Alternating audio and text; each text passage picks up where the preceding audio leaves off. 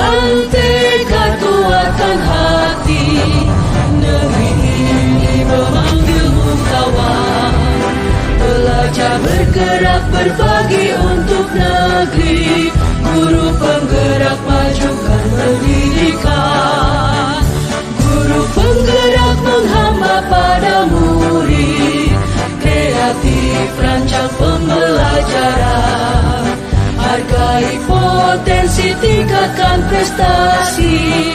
Lahirkan profil pelajar Pancasila. Belajar, bergerak, berbagi untuk negeri. Kita menjalin kolaborasi. Belajar, bergerak, berbagi untuk negeri. Demi bakti pada Ibu Pertiwi.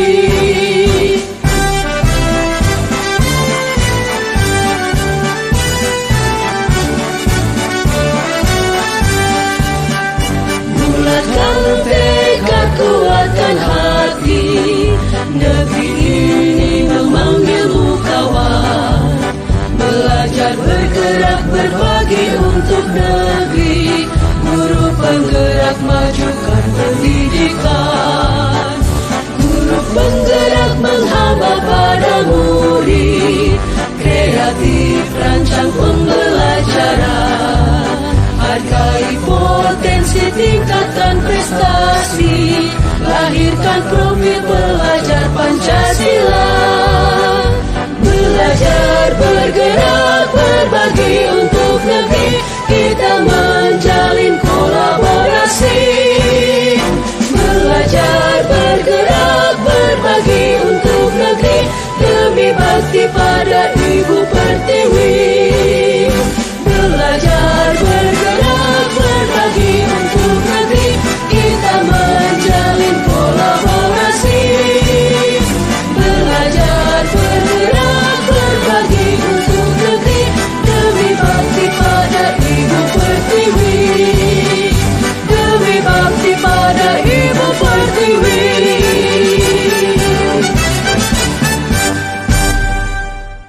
Bismillahirrahmanirrahim. Assalamualaikum warahmatullahi wabarakatuh. Yang terhormat Bapak Kepala SDN 3 Lembah, yang kami hormati Bapak Pendidik dan Tenaga Kependidikan SDN 3 Lembah. Mari kita bersama-sama memanjatkan puji syukur kehadirat Allah Subhanahu wa taala atas limpahan rahmat kepada kita semua, sehingga pada siang yang berbahagia ini kita masih sempat untuk melaksanakan acara, yaitu pemetaan aset sekolah yang merupakan tugas kami sebagai calon guru penggerak angkatan 7. Salawat serta salam kita kirimkan kepada Nabiullah Muhammad sallallahu alaihi wasallam. Allahumma sholli ala Muhammad wa ala ali sayyidina Muhammad. Bapak Ibu serta seluruh hadirin yang saya hormati, tujuan saya mengundang Bapak dan Ibu oleh izin Bapak Kepala Sekolah untuk melaksanakan suatu pemetaan aset sekolah dalam modul 3.2 pemimpin dalam pengelolaan aset. Ini merupakan tugas kami dan saya mohon maaf mengambil waktunya Bapak dan Ibu sekretariat. Nah, sebelum masuk ke pemetaan aset secara keseluruhan, saya menjelaskan dulu bahwa di sekolah kita ini, sekolah yang tercinta kita ini, ada yang namanya ekosistem.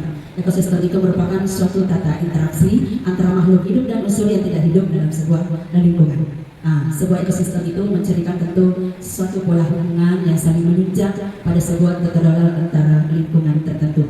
Maksudnya ada keterkaitan antara yang hidup dan tak hidup. Itu nanti dikombinasikan semua menuju ke aset yang ada. Kemudian selanjutnya sekolah. Nah, tentu sekolah banyak pengertiannya, tapi hubungannya dengan modul ini adalah sekolah itu merupakan sebuah bentuk interaksi antara faktor biotik, yaitu hidup, dan abiotik atau unsur yang tidak hidup. Nah, kedua unsur ini saling berinteraksi satu sama lain sehingga mampu menciptakan hubungan yang selaras. Itu tadi sesuai dengan ekosistem, ditambah dengan lingkungan kita sekolah. Ekosistem itu banyak, termasuk pada sekolah kita sendiri adalah ini merupakan sebuah ekosistem. Nah, tadi ada faktor biotik dan abiotik. Nah, yang termasuk dengan faktor biotik adalah di dalamnya ada murid, kepala sekolah, guru, staf atau tenaga kependidikan, pengawas sekolah, orang tua, masyarakat sekitar sekolah, dinas-dinas yang terkait serta pemerintah daerah. Kemudian faktor abiotik dalam hubungannya dengan ekosistem sekolah, yaitu ada keuangan, ada sarana dan prasarana, dan lingkungan alam. Nah, menuju kepada pemetaan aset, kita menggunakan pendekatan-pendekatan. Pendekatan di sini dimaksudkan bahwa cara pandang atau cara berpikir dalam melihat sesuatu. Nah, secara keseluruhan bahwa pendekatan itu ada berbasis aset atau berbasis defisit, berarti bagaimana kita memandang sumber daya sekolah itu, apakah dianggap sebagai aset, kekuatan, atau kekurangan dan masalah. Kemudian pendekatan terbagi dua, pendekatan berbasis kekurangan atau masalah dan pendekatan berbasis aset. Inilah nanti yang akan dipakai untuk memetakan aset yang ada di sekolah kita. Pendekatan berbasis kekurangan maksudnya memusatkan perhatian kita pada apa yang mengganggu, apa yang kurang, dan apa yang tidak berfungsi dengan baik. Karena kita yakin dan percaya banyak aset kita di sekolah Bapak Ibu, tapi ada kalanya tidak berfungsi sesuai dengan kegunaannya. Kemudian pendekatan yang kedua yaitu pendekatan berbasis aset, di mana sebuah konsep yang dikembangkan oleh Dr. Richard Kramer, seorang ahli psikologi yang menekuni kekuatan berpikir positif untuk pengembangan diri. Jadi pengembangan diri maksud di sini bukan hanya pengembangan diri manusianya saja, tetapi setiap atom yang ada di lingkungan sekolah kita ini. Ini secara keseluruhan gambaran. Ini adalah gambaran bagaimana pemanfaatan dari tadi dua pendekatan yang akan kita lakukan. Ya, jadi kalau berbasis kekurangan atau masalah hambatan berfokus pada masalah dan isu, berputar pada masalah utama itu secara itu saja. Kemudian kalau berbasis pada aset, ya tentu fokus pada aset dan kekuatan, membayangkan masa depan. Intinya bagaimana masa depan sekolah kita, bagaimana masa depan anak-anak didik kita di sekolah kita ini. Tentu yang tidak sehari dengan program-program. Di sini kan kita punya visi dan misi sekolah. Jadi dari dasar visi misi sekolah kita itu kita bisa membentuk berbagai macam program sesuai dengan bidang studi yang kita ambil. Ini adalah merupakan salah satu bentuk bagaimana kita mengembangkan sekolah kita. Nah, pendekatan PKBA, pendekatan pengembangan komunitas berbasis aset. Nah, inilah secara inti dari pertemuan kita pada kali ini, bagaimana kita mengembangkan aset kita di sekolah. Pendekatan PKBA atau pengembangan kompetensi berbasis aset ini menekankan kepada kemandirian dari suatu komunitas untuk dapat menyelesaikan tantangan yang dihadapi. Kemudian bagaimana bermodalkan kekuatan dan potensi yang ada di dalam diri mereka sendiri, dengan demikian hasil yang diharapkan akan lebih berkelanjutan. Nah, tadi dari awal saya sampaikan ada biotik, ya, mulai dari kepala sekolah sampai pemerintah daerah, itu semua merupakan aset kita di sekolah. Bagaimana kita menjadikan modal tersebut, kemudian bagaimana kita memberikan kepada mereka apa-apa yang bisa dilakukan atau berkolaborasi dengan sekolah kita, sehingga pengembangan aset kita di sekolah bisa dikembangkan demi kemajuan pendidikan di sekolah kita ini. Nah, 7 aset utama. Inilah nanti yang saya meminta tolong kepada Bapak Kepala Sekolah serta teman-teman semua untuk bagaimana memetakan asetnya. Ada 7 aset utama. Yang pertama manusia. Ini adalah modal manusia, modal sosial. Ada modal politik, ada modal agama dan budaya, ada modal fisik, ada modal lingkungan alam, dan finansial. Ya, saya jelaskan sedikit. Kalau misalnya modal manusia itu kembali ke personil sekolah itu sendiri. Kemudian sosial, bagaimana hubungan kita, apakah dengan termasuk kita guru, berarti bagaimana hubungan sosial kita terhadap PGRI atau elemen-elemen yang lain sesuai dengan pendidikan. Kemudian kalau politik ya tentu di dalamnya ada pemerintahan. Ya, kemudian agama dan budaya. Di sekitar kita tentu bagaimana program kita yang keagamaan di sekolah, termasuk yang ada di luar kayak masjid, pesantren, dan tempat-tempat yang lain, dan bisa dijadikan sebagai tempat atau wahana untuk mengembangkan akhlak anak didik kita. Kemudian kalau fisik, ya tentu ada dengan pemerintah, dinas-dinas terkait. Contoh kita ada dinas perpustakaan yang dekat, dinas pendidikan, dinas kesehatan bersama puskesmas Solotumo, kemudian di sekitar kita juga ada kelurahan mereka, ya itu yang masuk dengan fisik. Kalau lingkungan alam seperti tempat-tempat wisata, tempat-tempat bisa anak-anak beranjak ke sana untuk mengembangkan ilmunya. Contoh di sekitar sekolah kita ada Villa Yuliana, kemudian ada mungkin Kompo. Anak-anak bisa mengetahui bagaimana curahnya itu ompok dulu. Ada juga sebagai tempat bersenang-senang seperti taman halal dan sebagainya ya. Kemudian finansial. Ya, kalau finansial ada hubungannya juga tadi dengan fisik dan sosial. Kita saling berhubungan. Jadi ini 7 aset utama, inilah yang akan dikembangkan di sekolah kita. Nah, mudah-mudahan dengan setelah memetakan aset-aset ini dapat membantu kita dalam mengembangkan pendidikan di sekolah kita. Sebelumnya kita bersama tentu Bapak Kepala Sekolah yang terhormat, terima kasih waktunya serta teman-teman sekalian yang meluangkan waktunya. Saya tampilkan dulu gambaran-gambaran yang pernah saya susun sesuai dengan program kita.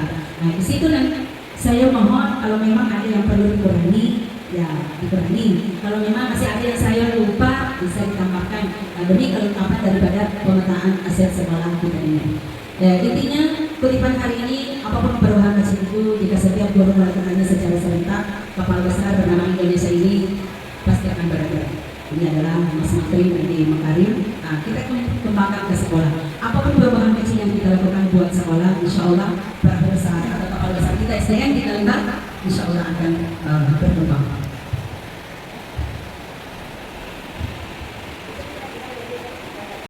Yang kami hormati serta teman-teman sekalian, ini adalah contoh, ini adalah salah satu contoh yang saya ambil untuk memetakan aset. Tadi ada 7 aset utama sekolah, yaitu modal manusia, modal sosial, modal fisik, modal lingkungan akhlak, finansial, modal politik, dan modal agama atau budaya. Nah, ini ada gambarannya, misalnya modal manusia, kepala sekolah. Nah, S1, ya, kualifikasi pendidikan S1, itu perannya pemimpin instansi yang efektif. Kemudian pengalamannya sebagai kepala sekolah, tapi ini saya tanya Pak tanda merah karena sahabat saya situ mau di ini mana yang dah KBD ada KBD. Oh ya, ini apakah lima tahun sini Pak atau berapa tahun sebagai kepala sekolah mulai dari SD Paroto? Baru 3 tahun. Ya. Kemudian perannya penanggung jawab seluruh kegiatan sekolah. Kemudian guru, kualifikasi pendidikan minimal S1 100% atau 99% Pak. Kemudian itu perannya merencanakan laksana dan mengevaluasi pembelajaran. ASN sudah berverifikasi pendidik. Siapa lagi yang di sini? Semua ya, kelas 1 sampai kelas ya. Alhamdulillah sangat luar biasa aset benar manusia di sekolah kita ini ya. Sudah ASN-nya sudah bersertifikat pendidik semua. Kemudian ada tenaga kependidikan ya, tenaga kependidikan di sini lengkap juga di sekolah kita karena ada PNS-nya perpustakaan. Alhamdulillah. Nanti bisa ditambahkan di sini. Kemudian siswa latar belakang yang beragam, perannya tentu guru bagaimana menjadi mitra, ya. Yang saya minta nanti di sini Pak adalah jumlah siswa sekian orang siswa kita pada tahun pelajaran ini. Berikutnya bantu awali latar belakang yang beragam, baik dari pendidikannya, profesinya atau sukunya. Itu juga merupakan mitra sekolah untuk pengembangan sekolah. Berikutnya pengawas sekolah, kualifikasi pendidikan pengawas Pak. Oh ya, S2. Sebelumnya merupakan guru di SD. Oh, SD 1, alhamdulillah. Jadi perannya itu melakukan pembinaan terhadap guru dan kepala sekolah di sekolah. Itu kita tahu bersama bahwa Bapak pengawas kita sangat berprestasi. Sebelumnya sudah pernah menjadi koordinator pengawas dan sekarang menjadi instruktur dari akreditasi atau beliau juga merupakan asesor dari badan akreditasi. Kemudian berikutnya adalah modal sosial. Nah itu tadi Pak, tapi modal manusia apakah masih ada yang bisa ditambahkan? Apakah mau khusus itu tadi Pak tenaga kependidikan, apakah di dalamnya itu sudah masuk sampai satpam atau bagaimana? Sudah masuk tenaga kependidikan? Kalau dari modal sosial saya kira sudah cukup. Iya. Tetapi mungkin di dalam komite sekolah itu perlu ada juga tersendiri alumni sekolah. Oh iya Pak. Jadi modal sosial nanti saya tambahkan alumni sekolah. Oh ya, kasih banyak Pak. Kemudian modal fisik, ada bangunan saya merahkan laboratorium karena di sekolah kita kan SD tidak ada tersendiri. Tidak, jadi saya nanti tidak nampakkan itu Pak laboratorium. Ya. Kemudian ada perpustakaan, lapangan, kantin. Kemudian ada juga ruang sholat meskipun sempit tetapi itu masih bisa dibilang ada. Ya. Kemudian sumber AC berikutnya internet. Kemudian transportasi di sini kan artinya terjangkau transportasi kita yang ada di depan sekolah kita, bukan kita di pegunungan ya. Ya berbeda dengan sekolah lain yang tinggal di pegunungan. Kemudian modal lingkungan alam. Tadi ada taman, Wilayah Taman Kalong, Ompok. Nah ini saya merahkan Pak pertanian, perkebunan dan peternakan. Apakah bisa dinaikkan ini pertanian yang kita lakukan ini? Ya, yang tanam cabai kemarin sama kebun kecil kita di depan. Cuma perkebunan dan peternakan Pak. Bagusnya mungkin pertanian dan perkebunan Digabung saja. Ya Pak. Bilang pertanian itu dalam jangka waktu yang pendek. Ya. Tanaman yang jangka waktu yang pendek yang sering kita lakukan. Sedangkan perkebunan itu ada kembali juga itu jangka panjang Pak. Iya, terima kasih banyak Pak. Kemudian saya lupa ini perhotelan, ya dekat sekolah juga kita kan ada hotel yang terjangkau. Terakhir sekolah sendiri, ada sekolah, ada berbagai sekolah di dekat lingkungan sekolah baik SME, SMP, SMA, SMA. Karena kita berada di tengah-tengah perkotaan. Oke. Selanjutnya modal agama. Ya, modal agama ya tentu di kecamatan kita juga ada pesantren berada di sekitar kecamatan kita, kemudian ada masjid, ya ada masjid yang dekat bisa sebagai tempat menuntut ilmu anak-anak di pesantren sana, di masjid bisa sebagai tempat ibadah, juga sebagai sarana pembinaan anak-anak. Di dalamnya biasanya ada TPA-nya ya, yang masjid semacam masjid yang di belakang sekolah kita ini ada TPA-nya. Kemudian yang kedua peringatan hari besar. Nah, peringatan hari besar ini ada kalanya kita lakukan di sekolah kita, seperti yang telah dilakukan kemarin perayaan Idul Adha. Kemudian bulan Ramadan kita mengadakan bekerja sama dengan Dinas Pendidikan untuk mengadakan pesantren kilat. Itu gunanya adalah pembinaan akhlak dan keimanan. Kemudian budaya gotong royong sesuai dengan program Bapak Kepala Sekolah dulu bahwa gotong royong di sekolah kita itu atau Jumat kerja bakti itu ya 2 kali 1 minggu diselang-seling dengan gerak sehat. Kemudian ada makanan bergizi setiap hari Jumat, ini juga sudah terjadwal.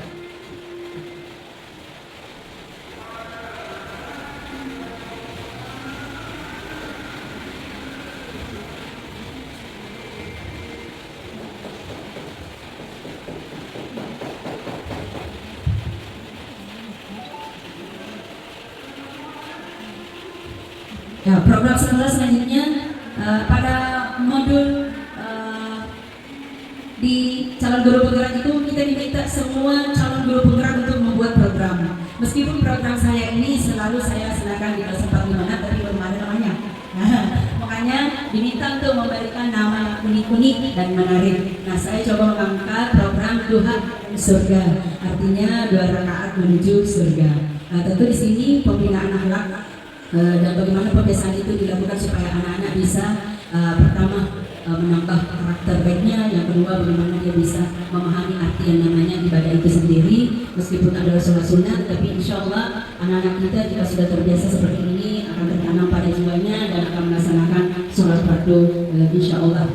Meskipun sholat fardunya hanya saya lakukan di kelas 5B karena hanya 5B dijadwal pembelajaran saya pendidikan agama Islam yang jam terakhir, semuanya adalah jam pertama, jadi saya masukkan di sholat duha. Oke Bapak Ibu, berikutnya modal politik. Ya, ada dinas-dinas terkait, saya rasa ini Pak jelas ya, dinas-dinas yang terkait. Kalau ada mungkin bisa ditambahkan, mungkin ada pada bekerja sama dengan sekolah kita, saya tidak angkat di sini. Untuk poin kelima, mungkin bagusnya di situ Polres. Oh Polres, ya karena kita di kecamatan. Ya. Kemudian terus ada tambahan mungkin tentang dinas-dinas yang lain seperti dinas lingkungan hidup, Dinas lingkungan hidup ya. kemudian perpustakaan daerah. Ya, itu tadi Pak saya katakan bahwa modal politik tadi ada hubungannya dengan modal sosial dengan finansial. Ada kalanya saya ini, ada juga saya tambahkan di jalannya jadi dinas perpustakaan, ya kemudian dinas lingkungan hidup. Sama universitas. Oh iya Pak, terima kasih banyak universitas yang ada di Provinsi Sulawesi Selatan. Iya, terima kasih Pak. Kemudian terakhir modal finansial, ya. Di dalamnya ada BOS, kemudian ada kantin, koperasi, dan gaji pegawai. Itu adalah finansial yang ada di sekolah kita. Bagaimana Bapak Ibu? Apakah pemetaan aset sekolah kita ini sudah dianggap lengkap atau ada yang mungkin saya belum menganggapnya sebagai aset, tetapi Bapak Ibu menganggap bahwa itu juga adalah aset sekolah? Kami persilakan. Saya kita dulu. Baik, Bapak Ibu, Bapak Kepala Sekolah yang saya hormati, demikianlah tadi kita duduk bersama tentang pembahasan pemetaan aset sekolah SDN 3 Lembang. Adapun dari masukan-masukan dari Bapak Kepala Sekolah serta teman-teman, insya Allah akan saya nanti lengkapi di pemetaan aset tersebut. Dan sebelum saya tutup, saya mohon izin kepada Bapak Kepala Sekolah memberi semacam arahan dan bimbingan kepada saya sendiri untuk kelanjutan daripada pemetaan aset sekolah ini. Dengan hormat silakan. Terima kasih atas kesempatan yang diberikan. Jangan lupa. Terima kasih kepada Ibu Sumarni SPDI, CGP Angkatan ke-7 yang membahas tentang pemetaan aset sekolah. Dengan melihat judul modul pemetaan aset sekolah, di samping tugas selaku CGP Angkatan ke-7 itu membantu tugas saya selaku penanggung jawab di SD 3 Lembang, bagaimana pemetaan yang lebih spesifik tentang kekuatan-kekuatan aset sekolah ini. Perlu kita ketahui bahwa saya katakan aset sekolah adalah modal yang besar buat dikembangkan. Salah satu contohnya tadi ada biotik, ada abiotik yang berkaitan tentang SDM, tenaga kependidikan.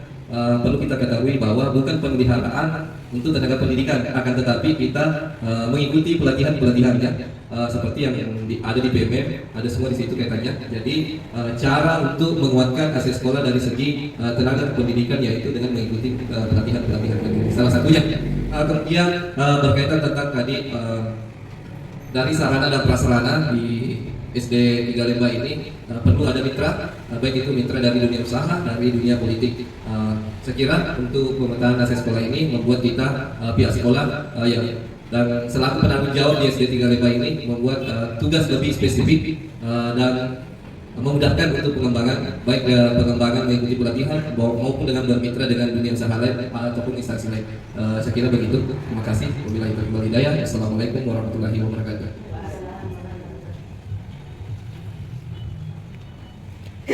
Terima kasih banyak Pak. Sekali lagi apa yang menjadi bimbingannya tadi, arahannya tadi akan saya kembangkan insya Allah bersama dengan teman-teman. Jadi tugas dari saya ini bukan sekedar daripada tanggung jawab saya, tapi mari kita sama-sama berkolaborasi, bekerja sama, karena intinya daripada pemetaan aset ini adalah bagaimana mengembangkan mindset kita, bagaimana mengembangkan kinerja kita, bagaimana mengembangkan segala prioritas yang ada sehingga nantinya anak-anak kita menjadi anak-anak yang bisa mencapai cita-citanya yang tinggi dengan adanya kita sebagai perantara, sebagai penyambung lidah mereka mencapai pendidikannya yang tinggi. Baik Bapak dan Ibu, terima kasih banyak sekali lagi kepada atas waktu dan kesempatannya untuk melakukan waktunya bersama-sama kita bersama. Mohon maaf atas segala kekurangan.